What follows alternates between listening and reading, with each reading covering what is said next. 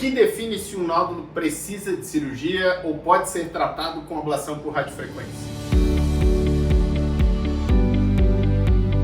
Esse é o Unicap Talks, um podcast que conecta você, paciente, com os melhores especialistas, e estamos nos 10 minutos com o cirurgião, onde a gente responde perguntas enviadas por vocês nas nossas redes sociais. E para falar hoje sobre isso, a gente trouxe um convidado novo, alguém da nossa equipe, o Dr. Gustavo de Los Santos. Bom dia. Certo, Gustavo? Tu que vai responder as perguntas aí do pessoal. Hoje é contigo. Bora lá? Fazer. Cara, tem 3 perguntas aqui que deixaram para nós e a gente tentou reunir elas por afinidade, porque elas falam basicamente sobre nódulos benignos de tireoide. Então eu vou te passar as 3, eu acho que é mais fácil de montar o raciocínio aí em cima disso, né? Uma delas era quais as opções para tratar um nódulo benigno da tireoide maior que 3 centímetros. Se o nódulo benigno grande, ele pode ser retirado, pode ser operado. E o que define se um nódulo precisa de cirurgia ou se ele pode ser tratado com ablação por radiofrequência. Então, na verdade, o que tu fala para o paciente no consultório quando te faz essas perguntas? Perfeito. As 3 perguntas se somam, né? Se juntam realmente. A gente tem que se pensar no quais as indicações, né, para uma cirurgia de tireoide. Então, se ele tem suspeito para maligno, uma indicação.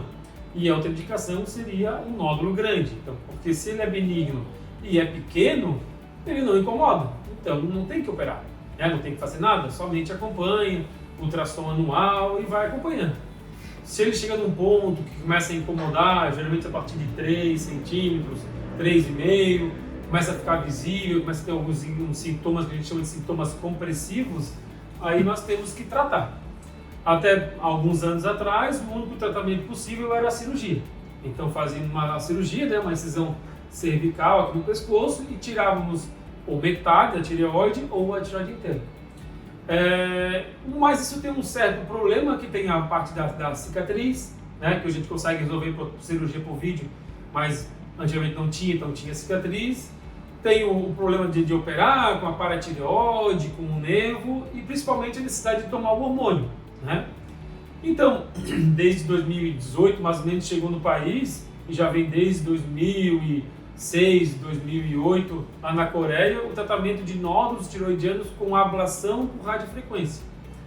Então, a pergunta, 3 centímetros, menor do que 3, a gente não faz nada. Então começa a ficar maior, começa a ter incômodo, pode operar? Sim, isso é o tratamento clássico, né? Então é altamente seguro, já totalmente estabelecido na medicina.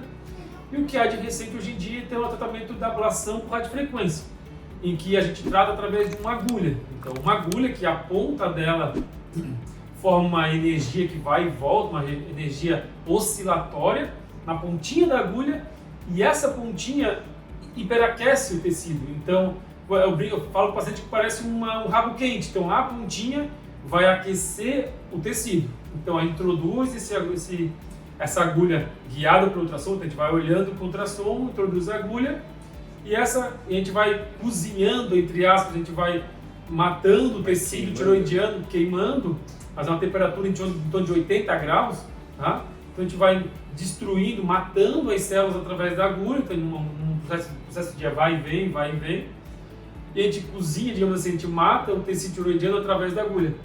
E daí com o tempo, com os meses, 1, 2, 3, até 12 meses, o organismo vai absorver isso aí que a gente matou.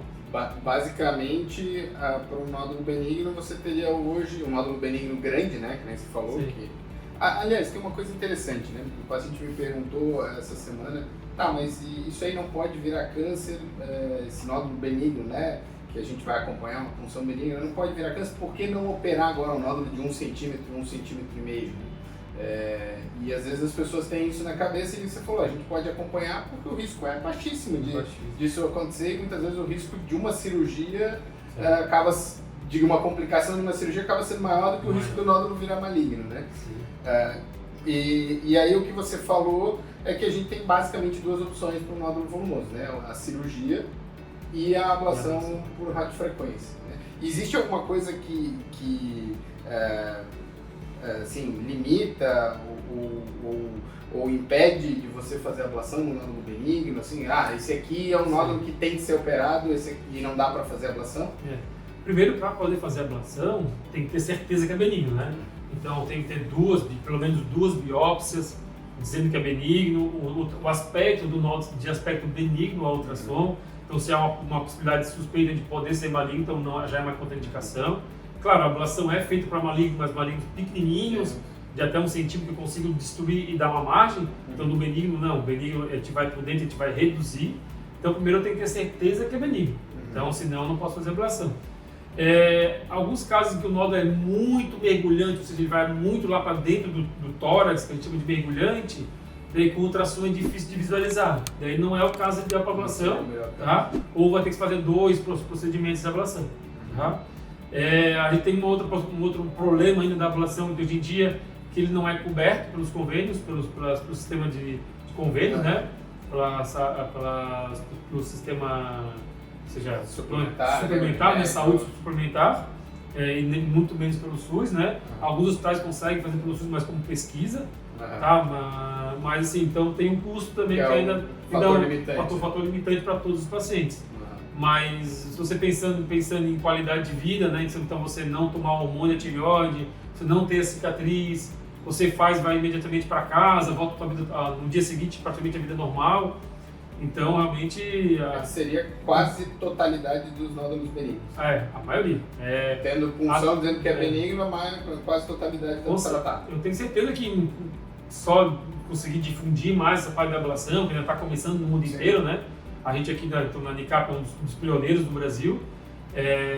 Então, mais tarde, começando a difundir para o Brasil, Europa, Estados Unidos, para o mundo inteiro.